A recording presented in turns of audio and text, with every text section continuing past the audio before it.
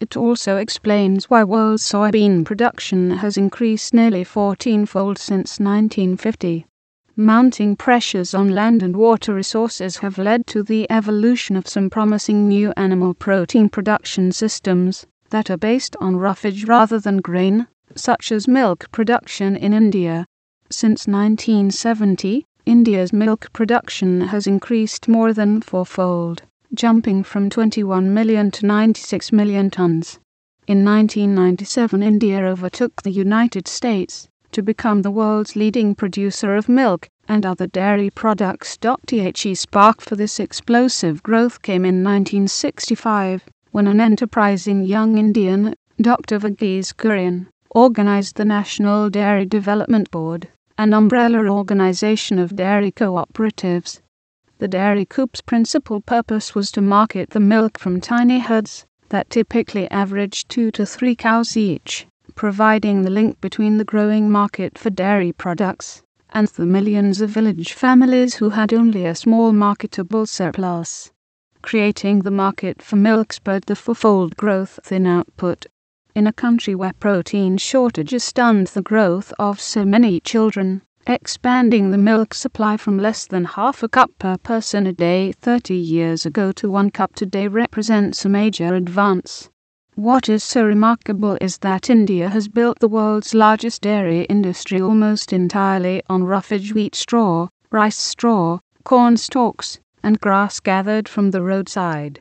Even so, the value of the milk produced each year now exceeds that of the rice harvest. A second new protein production model, one that also relies on ruminants and roughage, has evolved in 4 provinces in eastern China: Hebei, Shandong, Henan, and Anhui, where double cropping of winter wheat and corn is common. Although wheat straw and corn stalks are often used as fuel for cooking, villagers are shifting to other sources of energy for this, which lets them feed the straw and corn stalks to cattle. Supplementing this roughage with small amounts of nitrogen in the form of urea allows the microflora in the complex 4-stomach digestive system of cattle to convert roughage into animal protein more efficiently.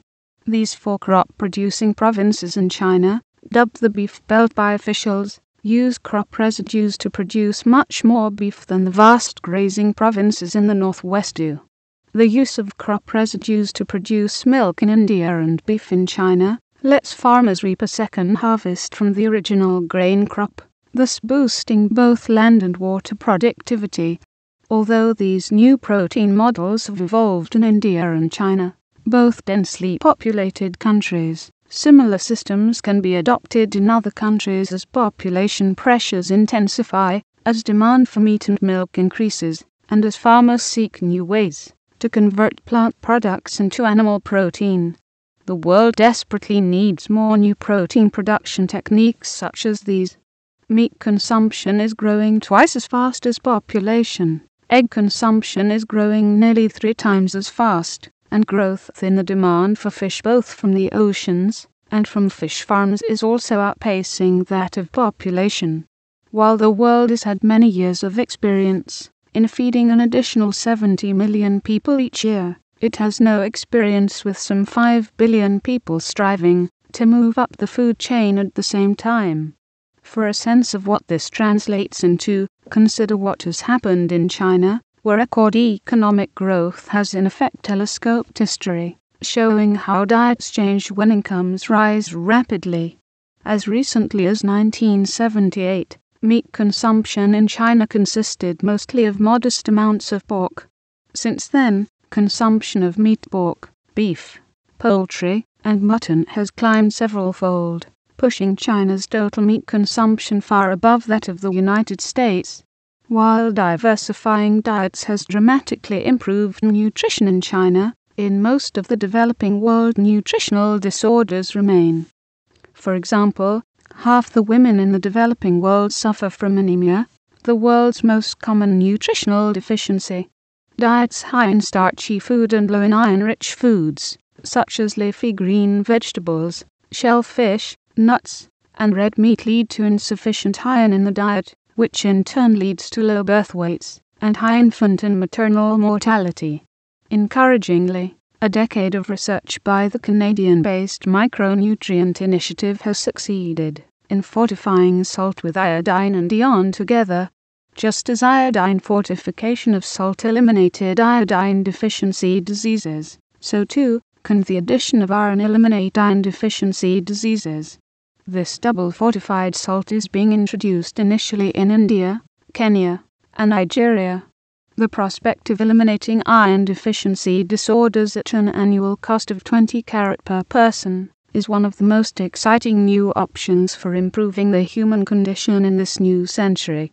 Moving down the food chain, one of the questions I am most often asked is, how many people can the earth support? I answer with another question. At what level of food consumption?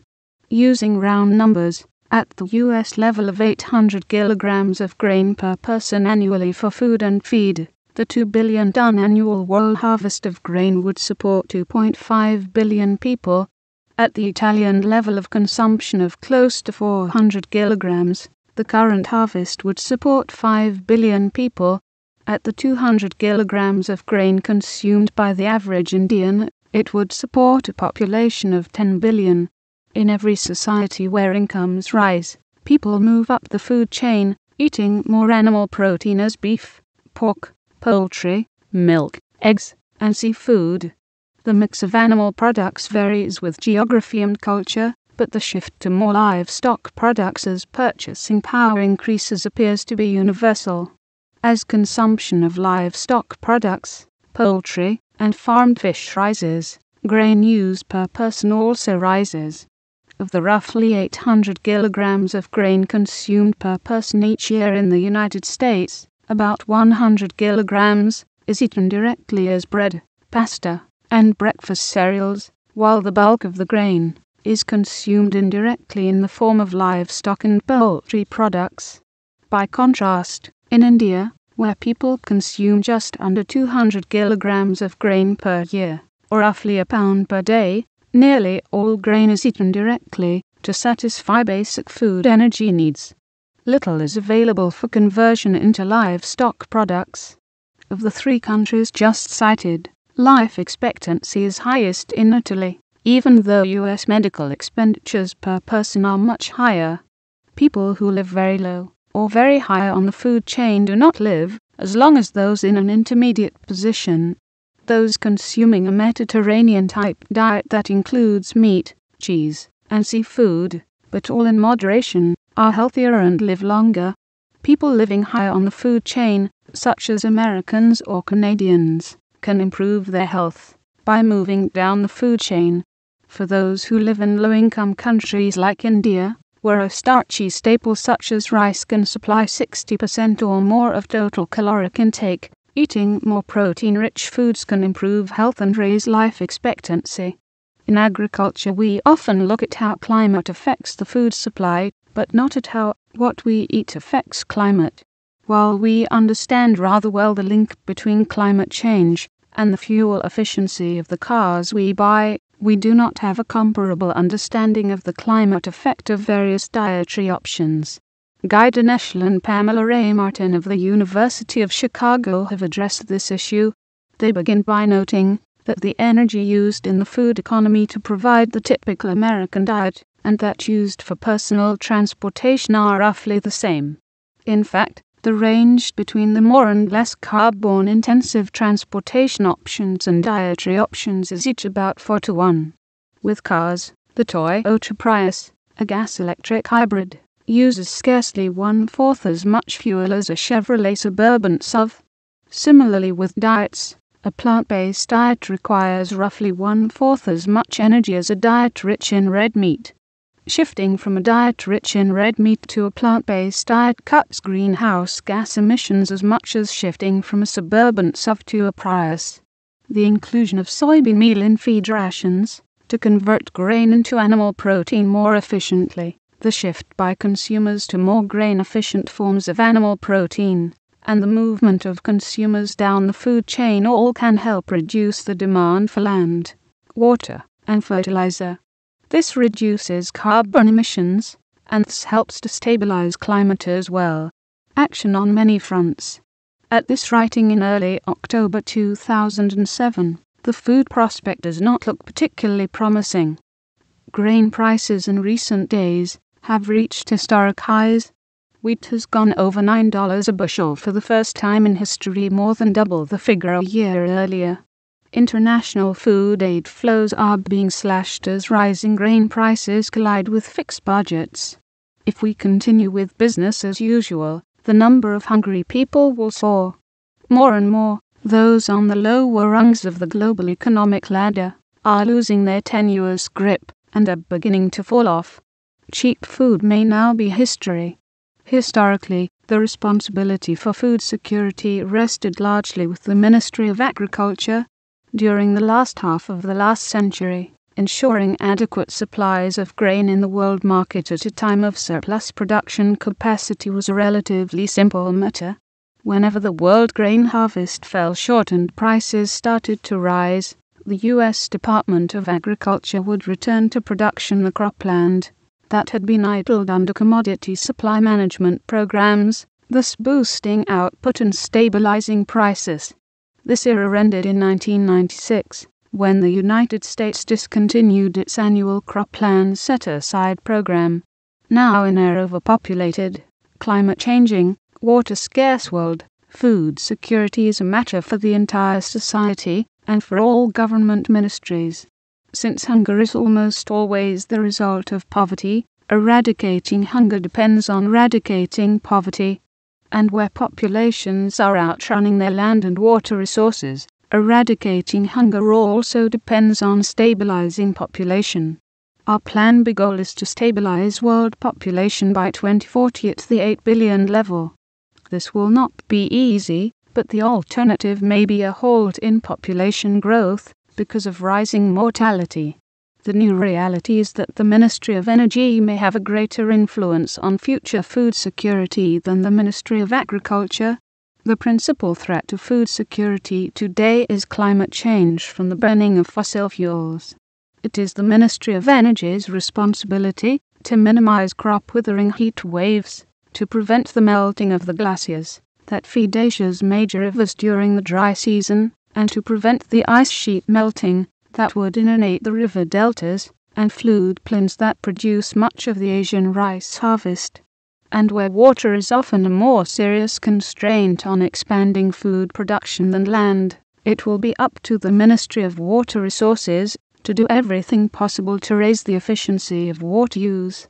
With water, as with energy, the principal opportunities now are on the demand side, in increasing water use efficiency, not on expanding the supply.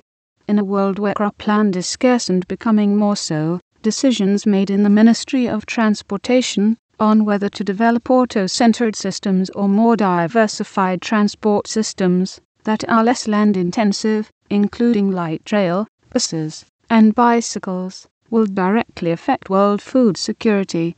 Transportation policies that diversify transport systems and reduce fossil fuel use will also help stabilize climate. Decisions made by governments on the production of crop-based automotive fuels are already affecting grain supplies and prices. Given the turmoil in world grain markets in late 2007, it is time for the U.S. government to place a moratorium on the licensing of any more grain-based ethanol distilleries. And finally, we have a role to play as individuals. Whether we bike or drive to work will affect carbon emissions, climate change, and food security. The size of the car we drive to the supermarket may affect the size of the bill at the supermarket checkout counter. If we are living higher on the food chain, we can move down, improving our health, while helping to stabilize climate. Food security is something in which we all have a stake and responsibility.